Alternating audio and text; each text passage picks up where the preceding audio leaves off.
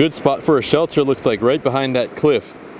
It'll be sheltered from the wind, and there's lots of fishing right in front of it.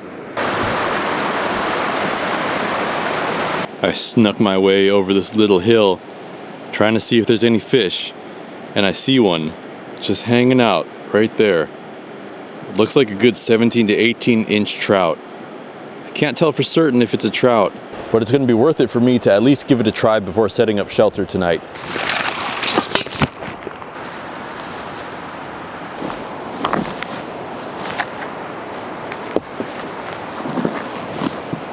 I have spinners and a couple cast masters, but I also have the bobber.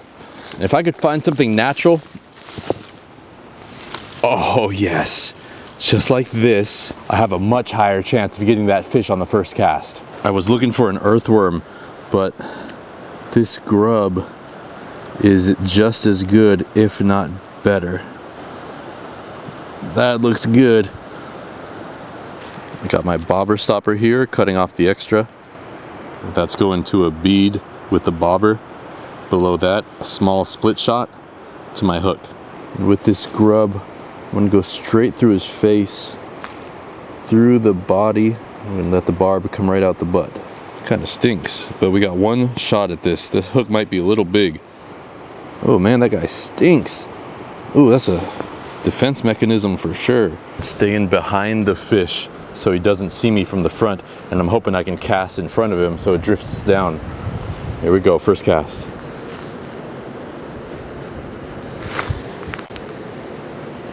All right, he didn't see it at all. He didn't get spooked at all either though. Stay low, sneak up to it. Here we go. Good cast, perfect, perfect. He must not be hungry.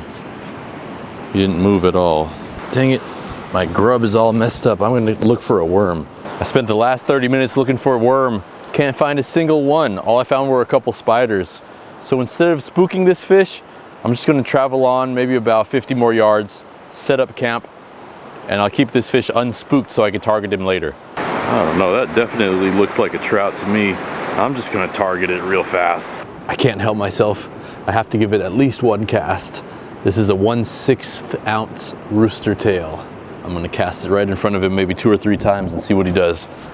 I mean, there's not a 0% chance that he's gonna bite. Okay.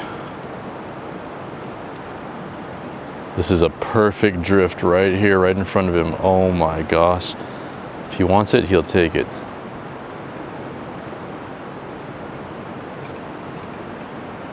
He swam a little bit. It's like I woke him up almost. My best shot is to get some insects. He's in the deep water now. Oh man, that was a beautiful fish. He's swimming away. That's a trout for sure. 100% always going to the deep water. Ah, shouldn't have spooked him. Sometimes you're just your own worst enemy. Well, this was the spot that I saw earlier that I was thinking about setting up a shelter.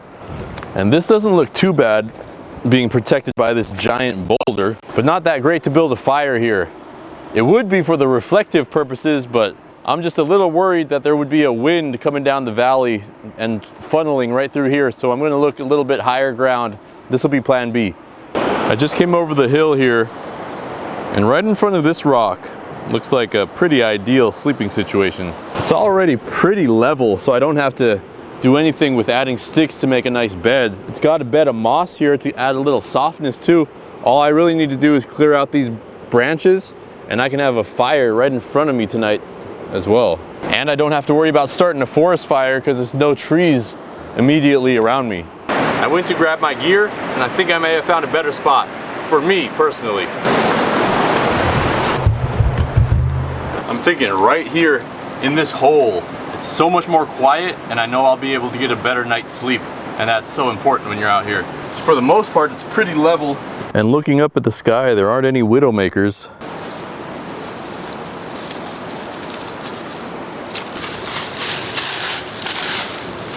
Oh, wow.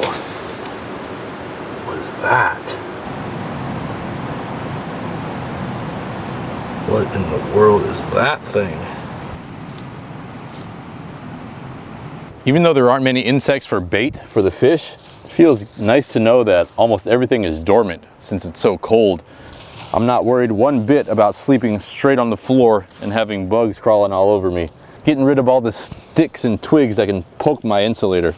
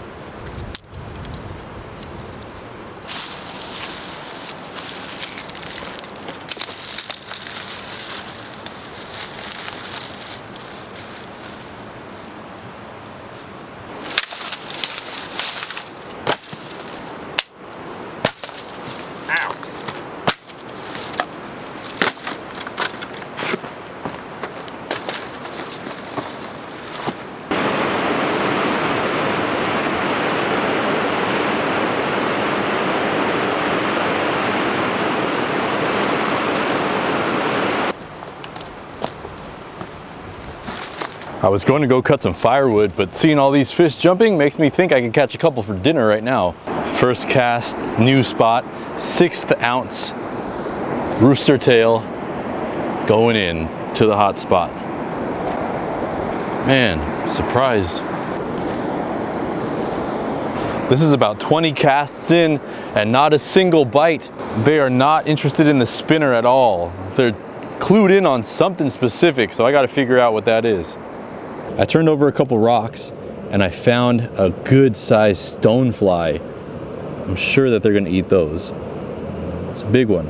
It looks like he's trying to sting me with his tail, but he's not doing anything. It does look like he has teeth. Get the bobber set up again, put him on a hook. Actually, I don't even need the bobber. I can just use a split shot. Hook might be a little big, but that's how I got him rigged. And I pinched on 3 split shots about 2 feet above the bait. 3 split shots just because I wanted to sink down as fast as possible, because I think that's where the bigger fish are. Let's give this a shot. Man, it doesn't cast very good. Oh, 3 split shots, not enough. I gotta add more. Now I know why these aren't casting so well. They're not even lead. For some reason, I got 10 split shots by accident. There we go. That's in the money zone. I'm gonna try to get them from another angle. I can still see the fish jumping out there, and boom, I'm right in the strike zone, so there's no reason I shouldn't get bit.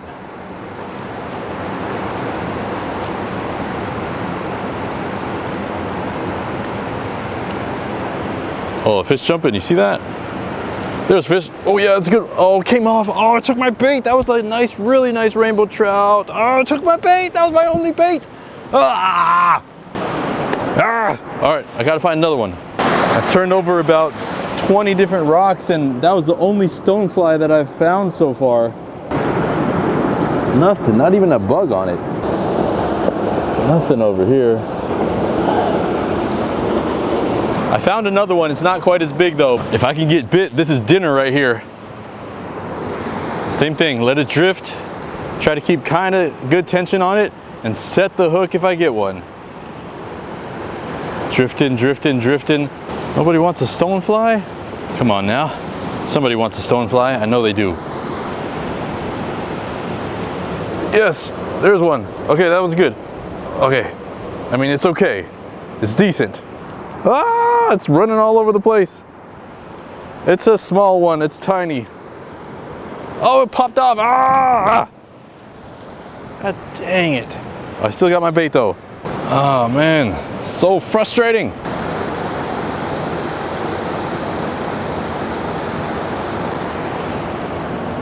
Good one. It's not great, but it's a fish. And I'll keep it if I can get him in. It's fighting hard. Oh, come on now. Rainbow. It's a rainbow. Get over here. I don't have a net today. Definitely a keeper. I got 6-pound test, so I should be able to just horse him in. As long as I got a good hook set and he doesn't wiggle off. Come on now, don't wiggle off. There's nowhere to land him. Oh, there's really nowhere to land him. Every wiggle he takes is one step closer to freedom for him. Oh, that's a nice, beautiful, wild rainbow. Yahoo! Right on the lip, right on the lip. Ha ha! Heck yeah, look at this thing. This thing is gorgeous. Look at these colors on him. Nice looking fish. I'm gonna brain him just so he's dead, not flopping around, no risk of losing my dinner today. And I don't think it matters much for trout, but I'm still gonna bleed him. If I could find another stonefly, I can catch another one for dinner. This is probably enough food for me tonight, but might as well try to get another one. I'm gonna put a stick through his mouth, and we'll keep that fish in the 45-degree water. Now, if I could just find one more stonefly.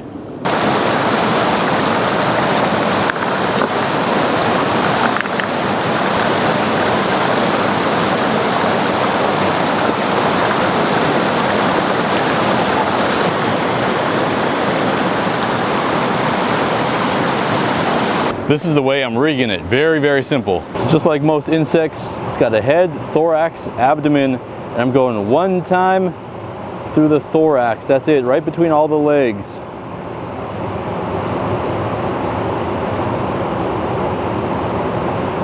That's it, just like that. Stays alive and looks amazing underwater. If you want it to be extra secure, you can feed that hook right through its back again, so you hook through the body of the stonefly twice. And most importantly, the hook tip is exposed. This is going to be my last attempt before I get ready for tonight. I know I'm going to get bit, so whether I get a fish or the bait comes off, this is my last attempt. There's no question that I'm going to get bit. It's a guarantee when you have this bait. Come on, right in the spot, right there. They'll bite on the retrieve a lot too, so you don't have to reel it in fast. Just reel it in nice and slow. Oh, good one. Got one. Ah, ha, ha, another one. Oh, let's go. Where you going, huh? Where you going, little guy? Woo, let's go.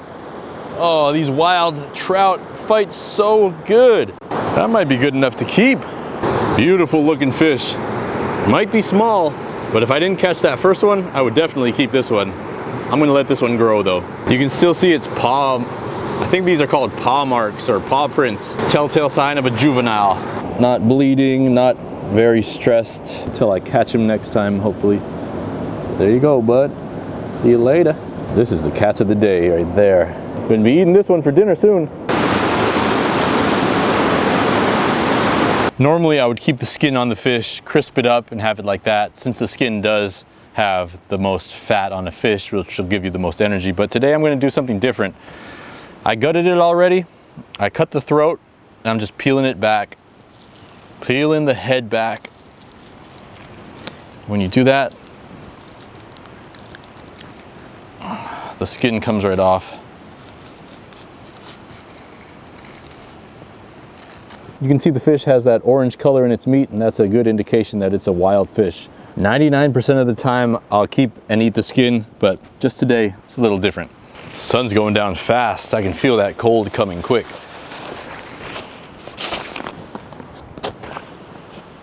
Today I brought along 2 freeze-dried meals. I was actually going to have that for breakfast tomorrow. It's biscuits and sausage and gravy.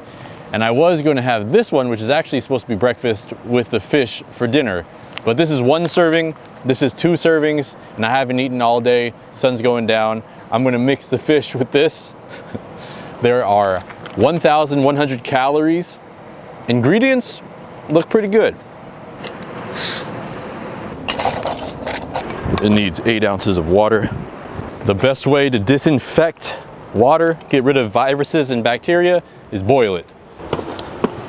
If you're going to purify it, that'll take out smells and colors like mud and stuff like that, debris.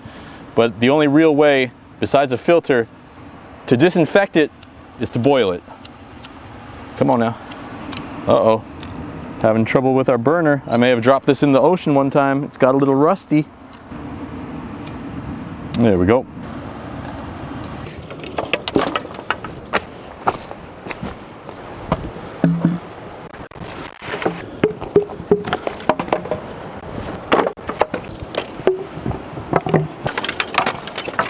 This driftwood happens to be a lot more dense and dry than all the rotten stuff on the trees. So this will burn way more efficiently. Now, besides boiling, another way to get rid of bacteria, which purification won't do, is to have one of these life straws. That's what this specific one is. And it's a pretty simple design. You just suck the water up and it'll filter it automatically, and you can get drinking water. So this is a good time to replenish. I haven't drank much today. When you're done drinking with this, you blow it out. That'll get all the bad water out, and it's good for 1,000 gallons. I mean 1,000 liters. I thought it was gallons, but it's actually 264 gallons. Wow, look at that. 2 freeze-dried biscuits right on top. Oh man, that smells good. And always remember to remove the oxygen absorber. I didn't even know that's what that was. I always thought this was to remove moisture from things, not oxygen, but I guess maybe freeze-dried stuff is a little different. Are we boiling? We are boiling 8 ounces. That's my guess, that's 8 ounces. Better to have a little more than less, I think. Stir it up so everything gets a little bit of the boiling water on it. So nothing is dried. That's what it looks like in there. Seal it up, let it sit for 10 minutes. So with the remainder of the boiling water, I'm gonna cut this fish in half and boil it, or steam it, you could say. Cover that so it boils. I don't want it to disintegrate, so we'll take it out now. It smells pretty fishy. I want to save this broth and drink it too. Not the most tasty, but this will warm me up. It's getting cold. This works well with a lot of fish, but especially trout. Just make sure the fish is cooked. Be able to peel all the meat right off.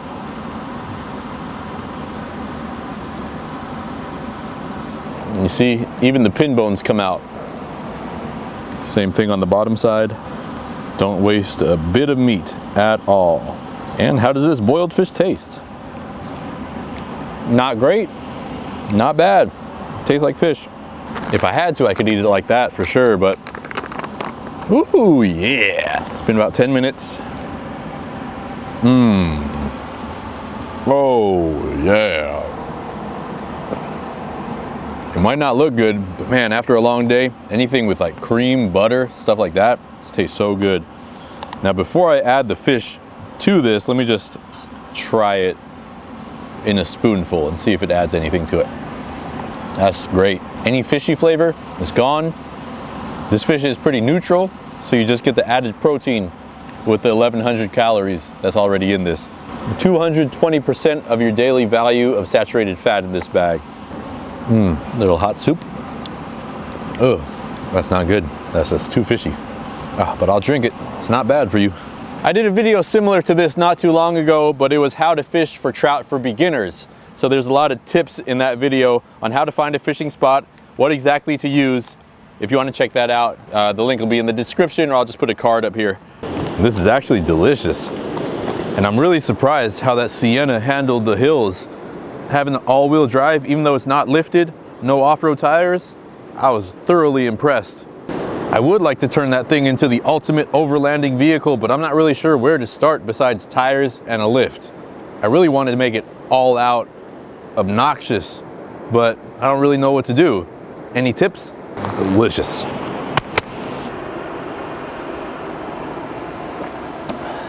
I filled these 2 things up with water. If I can't make any pine needle tea, at least I'll have some warm water to drink tonight. Firewood.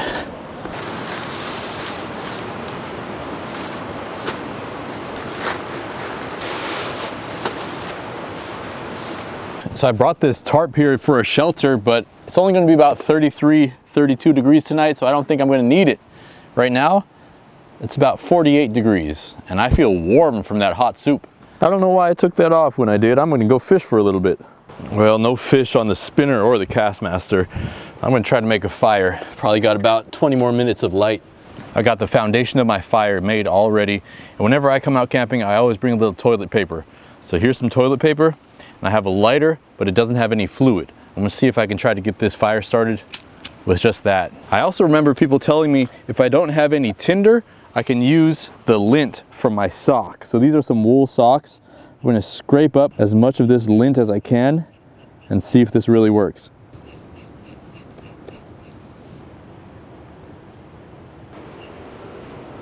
Just got to make sure I don't cut my Achilles tendon. I kind of fluffed up this toilet paper also just to give it as much little lint as possible.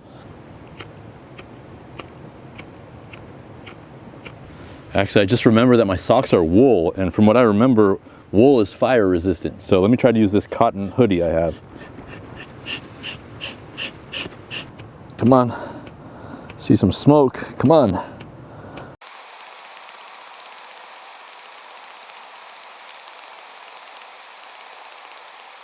Been at it for about 10 minutes. Nothing. About to give up.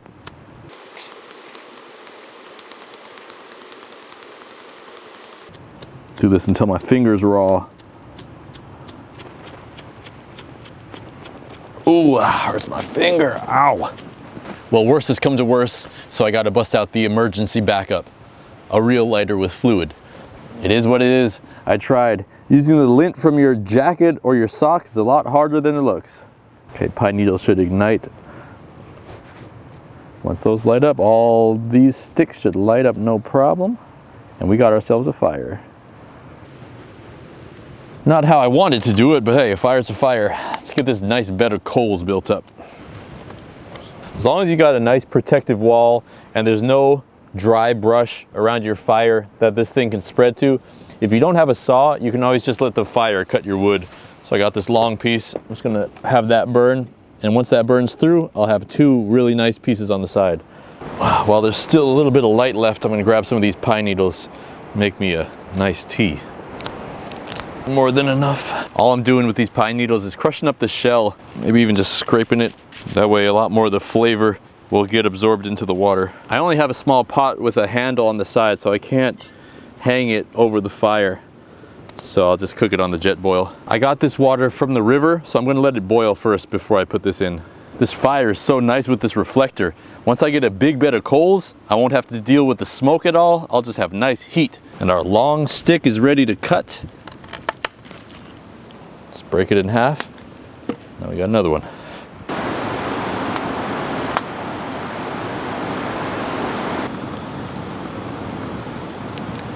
Just gonna let that steep in there for a few minutes.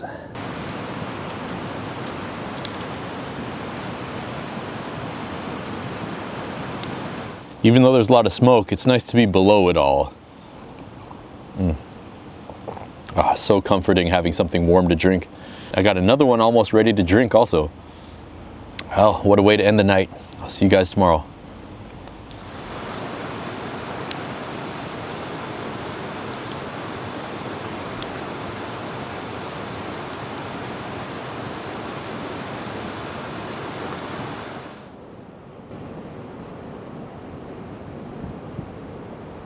Looks like it's about 34 degrees. I'd say that's about right.